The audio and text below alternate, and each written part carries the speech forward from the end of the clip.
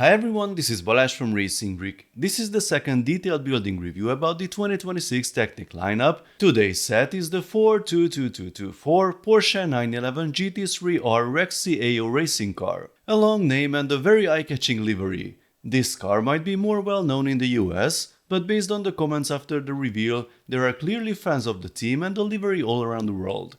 It's not an 18 plus set, thankfully, so we get a nice colorful box with the car on a racetrack.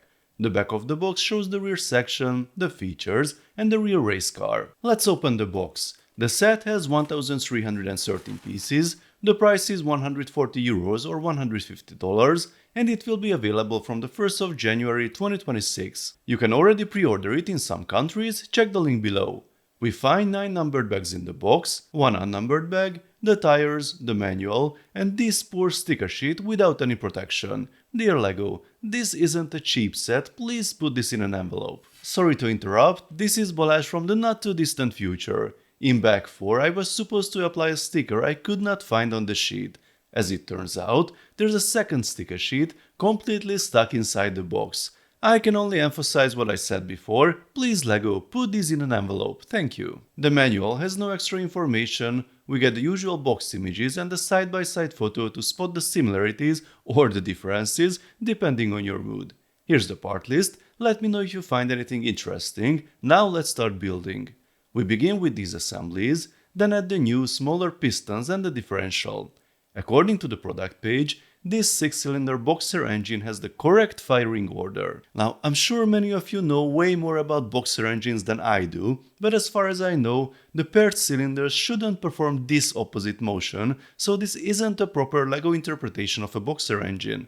If the piston motion is wrong, then getting the firing order correctly would be a challenge. It wouldn't work anyway, since the pistons move in pairs and there are only 4 possible cam positions on the axle, so these 2 pairs have the same movement. Anyway, let me know in the comments what you think.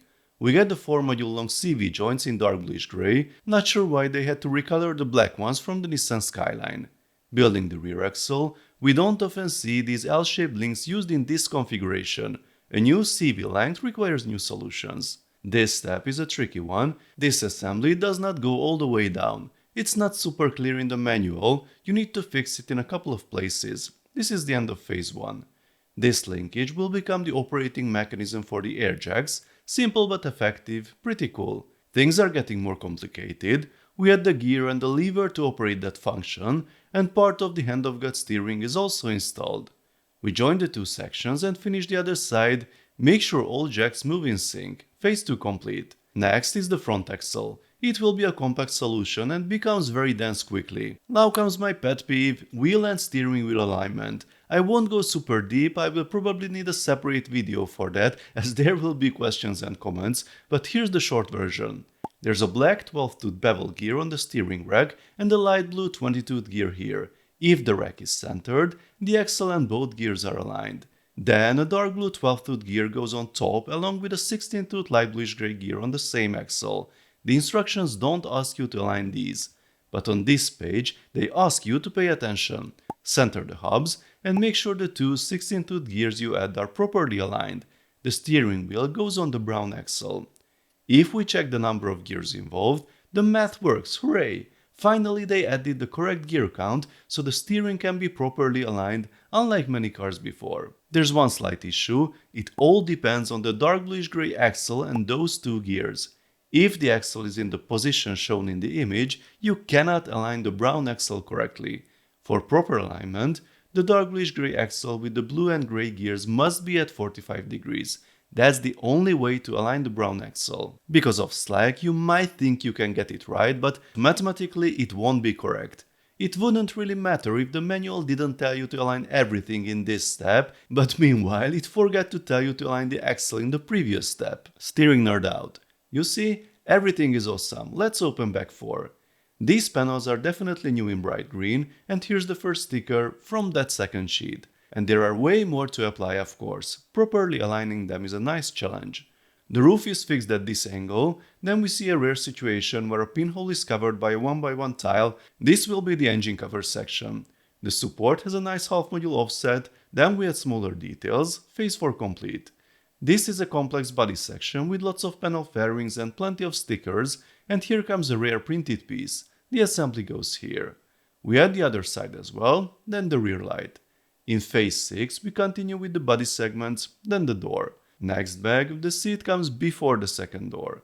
We build an interesting support for the double exhaust, then place the whole section. The rear now looks complete. Let's see bag 8. Here comes the massive rear wing. I like the support, it's quite stable. Some clever assemblies hold the hood pieces at the correct angle, and of course the outside gets a whole sticker album. A few system pieces for the dashboard, soft axles for the A-pillars, and a freestyle way to hide the other end. We build the front from the final bag, then a nice geometrical solution for the corners. A little surprise, these two curved panels, number 56 and 57, seem to be new. They match the top section of these fender pieces. Apparently, the good stuff was kept for the end. The headlight pieces are also new. Their mounting is very interesting.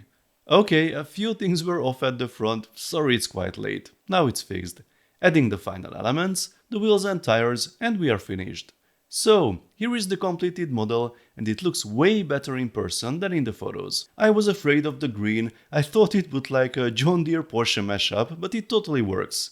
It's bright green by the way, just like the old 42039 24-hour racer, a pleasant shade of green. The details look good, the front has nice curves, I like the new headlight pieces. Some parts of the livery had to be distorted to fit specific LEGO elements, but that's understandable. I like the angled doors and the details behind them. I'm still not sure about the routing of the A-pillar flex axles. The rear looks good again, here's the only printed piece of the set. I'm a bit confused about the upside down section and the two 1x1 tile inserts. Are they spacers? Anyway, the look works for me. Now let's check the functions. Hand-of-God steering is integrated in the back, blends in well, but it's not easily removable. You also need to rotate it more than on smaller models. Steering is finer but slower. The steering wheel turns with the wheels. We have opening doors, fairly stable, and a minimalistic cockpit, but it's a race car after all. Here's the set's extra play feature, the air jacks. You can activate them with the gear on the side or with this lever in the center. You can only disengage them with the gear, you would need very tiny hands to operate the lever for that. It's not super complicated, but as I said in the preview, I like when designers include something more than just a drivetrain when space allows. The hood opens, you can see the steering and suspension. The engine is somewhere back there, driven by the differential, but visibility is almost zero. Stability-wise, the car is good. The mirrors are vulnerable, and you will lose the wiper very quickly, but otherwise it's solid. Now about the size, most people asked about that. The set is 39 cm long, so the scale is roughly 1:12. This is not the scale of the old Porsche 911 RSR or the Ferrari 488 GT. I only have the RSR rolling chassis build, but you can see the difference.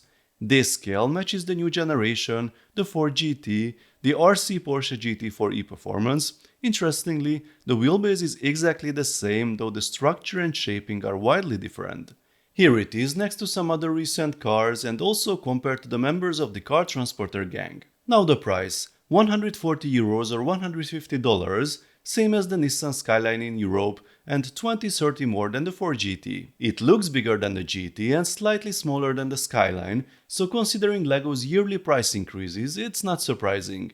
The old Porsche, which was bigger but didn't have many more pieces, retired at €200 or $180, fitting the pattern. But with LEGO Technic you almost never need to pay RRP.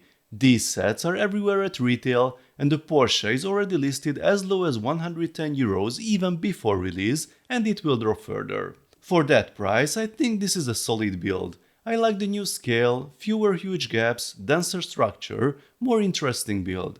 I also like the functionality. It's a solid play model that kids will also put on the shelf because it looks good. Yes, the wheels are still too small proportionally, but in Technic you either get suspension or full wheel arch feel. And yes, there are a massive number of stickers, but it's a race car and it is not an adult collectible. I don't think it would even look bad without them. Sorry I didn't have time to apply them separately, maybe I will with a second copy.